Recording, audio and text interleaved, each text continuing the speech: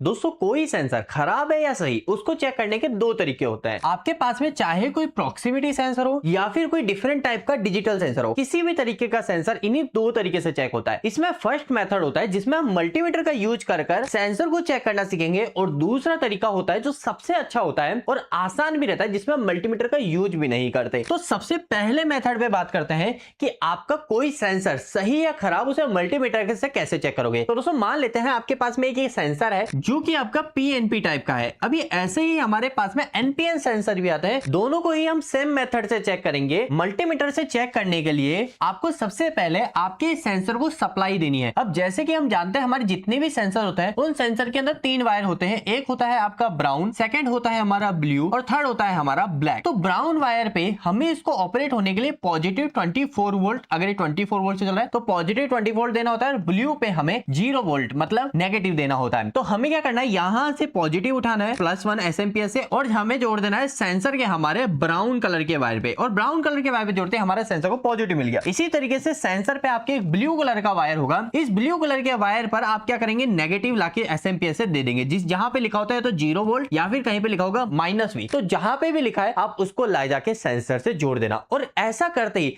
आपका sensor operate हो जाएगा। सेम ही मेथड आपका चाहे एनपीएन सेंसर हो वहां पर भी सेम ही होगा। एनपीएन सेंसर के अंदर भी जो ब्राउन वायर है, तीन वायर होते हैं। एक होता है हमारा ब्राउन वायर, सेकंड होता है हमारा ब्लू वायर और थर्ड होता है हमारा ब्लैक वायर। चाहे एनपीएन हो चाहे पीएनपी हो, इधर भी आपको दिख रहे होंगे नीचे। ब्राउन वायर पे इसमें भी आपको पॉजिटिव देना है सेम एसएमपीएस से, ब्लू वायर पे आपको नेगेटिव देना है सेम एसएमपीएस से, और ब्लैक वायर जो है वो आउटपुट होता है जिसको अभी हम यूज करेंगे चेक करने के लिए। तो एक मेथड होता है सेंसर को चेक करने का इजी, सबसे इजी मेथड, इसके पीछे होता है एक एलईडी इंडिकेटर। एलईडी इंडिकेटर तब ग्लो करता है जब भी आपके सेंसर के पास में कोई ऑब्जेक्ट आ जाएगा। मान लीजिए मेरे सेंसर के सामने अभी कुछ भी नहीं है, इसके पीछे यहाँ पर एक लाइट होगी, वो ग्लो नहीं हो रही होगी। जैसे ही सेंसर के सामने कोई ऑब्जेक्ट आया तो सेंसर ने सेंस किया, और सेंस करते ही सेंसर क्या करेगा, पीछे एलईडी इंडिकेटर ग्लो कर देगा, और एलईडी इंडिकेटर ग्लो हो गया तो इसका मतलब हो गया 50% सेंसर हमारा सही है। अब आप बोलोगे मैं 50% क्यों कह रहा हूं, जब सेंसर ने डिटेक्ट कर लिया तो 100% सही होगा, लेकिन ऐसा नहीं है। कई बार क्या होता है, सेंसर के सामने कोई ऑब्जेक्ट आता है, सेंसर सेंस भी करता है, एलईडी लाइट भी इंडिकेट करता है, लेकिन उसके आउटपुट ही नहीं निकालता। जो ब्लैक कलर का वायर होता है, जो हमारा ब्लैक कलर का थर्ड वायर जो होता है हमारे सेंसर का, इस ब्लैक वायर से हमें आउटपुट ही नहीं मिलता। चाहे सेंसर के सामने कोई ऑब्जेक्ट आए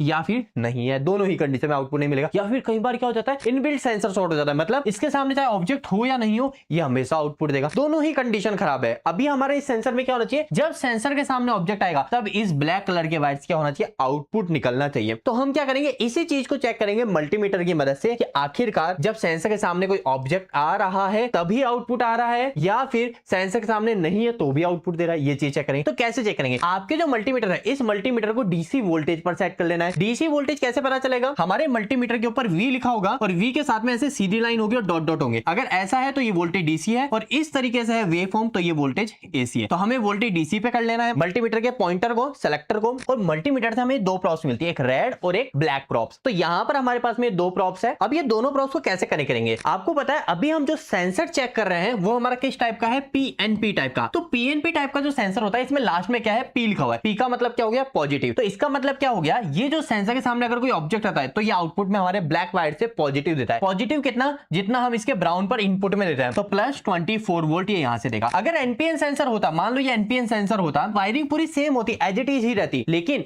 ये जो आउटपुट जो ब्लैक वायर होता, जब इसके सामने कोई ऑब्जेक्ट आता तो ये यहां से ब्लैक वायर से आपका 24 वोल्ट नहीं, आपका ये निकालता 0 वोल्ट। क्या निकाल देता, 0 वोल्ट। और अगर इसके सामने कोई ऑब्जेक्ट नहीं होता तो ये 0 वोल्ट नहीं देता। तो अभी तो हमारे पास में पीएनपी सेंसर है, तो पीएनपी सेंसर को कैसे चेक करेंगे, तो ब्लैक वायर से हमें क्या मिलेगा, +24 वोल्ट। तो हम क्या करेंगे, हमारे मल्टीमीटर की दो प्रॉप्स आई है, इसमें से ब्लैक प्रॉप्स को आप क्या करना, एसएमपीएस पे डायरेक्ट लाके कनेक्ट कर देना। कुछ इस तरीके से कनेक्ट कर दी। इस ब्लैक लीड को तो ऐसे परमानेंट जोड़ देना। इसके बाद में जो रेड लीड बची है ना मल्टीमीटर की, वो ले जाके आप जोड़ देना मल्टीमीटर के ब्लैक से। ध्यान रखना, इसको अगर आप ऐसा हाथ से भी पकड़ के रख लोगे ना मल्टीमीटर को, मल्टीमीटर के पॉइंट्स को और सेंसर को, तो भी आपको शॉक नहीं लगेगा, क्योंकि डीसी 24 वोल्ट है। हमें जो शॉक लगता है वो 90 वोल्ट से ज्यादा की सप्लाई पे लगता है, तो 24 वोल्ट में शॉक नहीं लगता, तो आपको टेंशन नहीं लेना। अब इसके बाद में क्या करना, आपके सेंसर के सामने कोई ऑब्जेक्ट ला के रख देना। सेंसर के सामने ऑब्जेक्ट लाए, ऑब्जेक्ट लाते ही देखना क्या इसमें रीडिंग आई। अगर इसमें 24 वोल्ट रीडिंग आ गई तो इसका मतलब क्या हो गया, सेंसर सही है। और ध्यान रखना, वापस एक और चीज देखना कि इसके सामने तो ऑब्जेक्ट हटा देना, हटाने के बाद देखना क्या रीडिंग हट गई है, मतलब चली गई है। अगर चली गई है तो ये सेंसर पूरी तरीके से सही है। और ऐसे ही आपको एनपीएन सेंसर को चेक करना है। एनपीएन सेंसर बस इतना सा चेंज हो जाएगा कि आप क्या करोगे, यहां पर जो ब्लैक लीड है उस ब्लैक लीड को आपको क्या करना है, आपके यहाँ पर जोड़ देना है आउटपुट में, और जो रेड लीड है उस रेड लीड को आपको क्या करना है, जो हमारा एसएमपीएस है इस एसएमपीएस के 24 वोल्ट पे डायरेक्ट जोड़ देना है। हम क्या करेंगे 24 वोल्ट डायरेक्ट मल्टीमीटर को दे देंगे, और 0 वोल्ट जो है ब्लैक वायर से वो हम कहां से देखेंगे, इस सेंसर के आउटपुट के ब्लैक वायर से देखेंगे। उम्मीद है फर्स्ट मेथड में आपको पूरी तरीके से क्लियर कर सका हूं कि मल्टीमीटर से कैसे चेक करते हैं, लेकिन इससे भी अच्छा मेथड है सेकंड मेथड, क्योंकि मल्टीमीटर में कई बार दिक्कत होती है। मल्टीमीटर में कई बार दिक्कत होती है कि वोल्टेज कम आ रहा है, वो हम सही से देख नहीं पाते, कई बार हमारे हाथ में पकड़ने में भी दिक्कत आती है। इससे अच्छा मेथड होता है कि आप मल्टीमीटर का यूज मत करो, सेकंड मेथड को यूज करो। अब सेकंड मेथड क्या है, उस पर बढ़ने से पहले अगर आपको अभी तक हमारी नॉलेज अच्छी लग रही है तो प्लीज वीडियो को लाइक कर देना। और दूसरी आपको मैं बताना चाहूंगा कि यदि आप में से कोई भी पर्सन बिल्कुल जीरो से इंडस्ट्री का एडवांस लेवल तक ऑटोमेशन सीखना चाहता है और हर चीज प्रैक्टिकली सीखना चाहता है, वो जयपुर नहीं आ सकता हमारे ऑफलाइन सेटअप में ट्रेनिंग लेने, लेकिन वहीं से ही इंडस्ट्री में जॉब करते करते अपनी स्किल को अपग्रेड करना चाहता है। चाहे वीएफडी की बात करो, अलग अलग पैरामीटर सेट करना, किसी भी पैनल के ऊपर फॉल्ट आ जाए ड्राइंग को रीड करना, वायरिंग कर लेना, पीएलसी के ऊपर प्रोग्रामिंग, कम्युनिकेशन, हर एक चीज, एचएमआई में डिजाइनिंग कर लेना, मतलब कंप्लीट इंडस्ट्री का A to Z वर्क वो कर सके। ऐसा करना चाहते हैं तो आप हमारी एप्लीकेशन को चेक कीजिए, प्ले स्टोर पे मिलेगी इलेक्ट्रिकल दोस्त नाम से। अभी तक 50,000 से ज्यादा लोग डाउनलोड कर चुके हैं। हर महीने हमसे 2,000 नए स्टूडेंट ट्रेनिंग लेते हैं और अपनी स्किल को अपग्रेड करते हैं। तो अगर आप भी अपनी इंडस्ट्री में एक अच्छा लेवल पाना चाहते हैं, अच्छी रेस्पेक्ट पाना चाहते हैं, अच्छा इनकम करना चाहते हैं, तो समय रहते बाकी इंजीनियर से पहले अपनी स्किल को डेवलप कर लीजिए। इलेक्ट्रिकल दोस्त एप्लीकेशन के लिंक और वेबसाइट लिंक आपको डिस्क्रिप्शन बॉक्स में मिल जाएगा, आपको हमारे कमेंट में पिन होता हुआ दिख जाएगा, वहां से डाउनलोड कर लीजिएगा। अधिक जानकारी के लिए आपके लिए क्या बेस्ट है, आपको क्या सीखना चाहिए, कंफ्यूज हो रहे हो तो हमारे ऑफिस नंबर पे कॉल कर देना, हमारी टीम आपके लिए पर्सनली क्या बेस्ट है आपको सपोर्ट कर देगी। चलिए समझते हैं सेकंड मेथड, जिससे हम हमारे इस सेंसर को टेस्ट कर सकते हैं। सेकंड मेथड होता है आपको चाहिए अब एक इंडिकेशन लैंप। अब इंडिकेशन लैंप ही नहीं, आप कुछ भी ला सकते हो, जो भी चीज आपके सेंसर के आउटपुट से निकलने वाली सप्लाई से ऑपरेट होती है। जैसे ये सेंसर मोस्टली जो आते हैं 24 वोल्ट आउटपुट में देता है, तो 24 वोल्ट से चलने वाली कोई भी एक लोड आप लिया, उस एक लोड को आप यूज करके आप आपके सेंसर को चेक कर सकते हो। कैसे करोगे, बहुत सिंपल है। मोस्ट लोग जो थोड़ा सा नॉलेज रखते हैं तो उनको क्लियर ऑटोमेटिकली हो गया होगा। देखो क्या करना है, आपको एसएमपीएस से पॉजिटिव ले जाके कहां जोड़ देना है, सबसे पहले आपके सेंसर के कहां पे,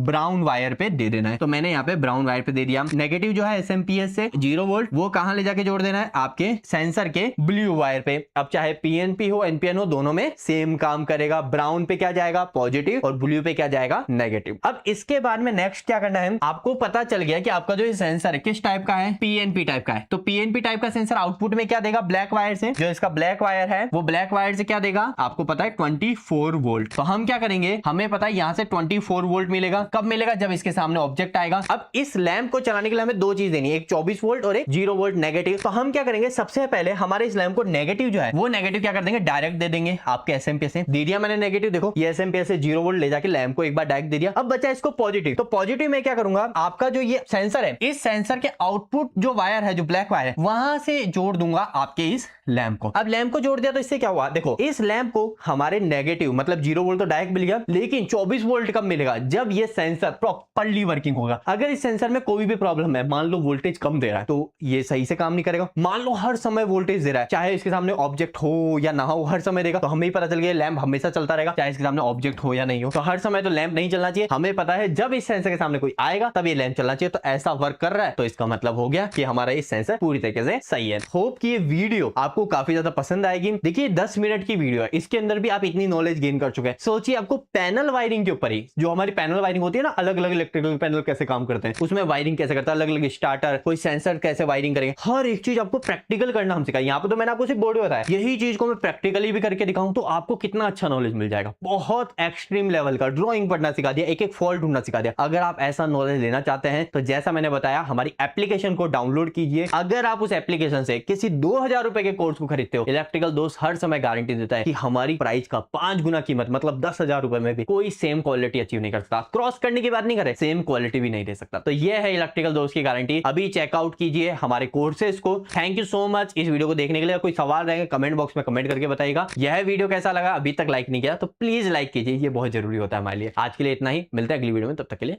धन्यवाद।